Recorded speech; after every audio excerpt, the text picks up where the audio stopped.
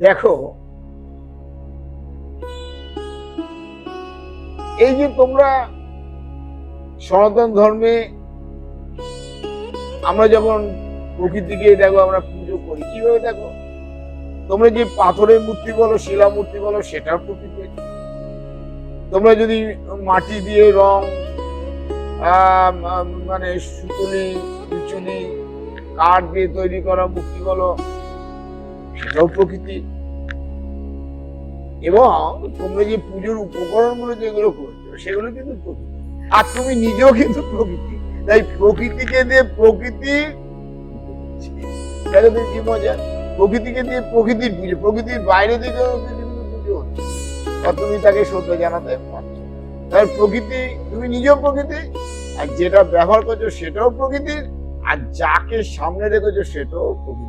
প্রকৃতির মধ্যে দিয়ে প্রকৃতির শ্রদ্ধা দেয়।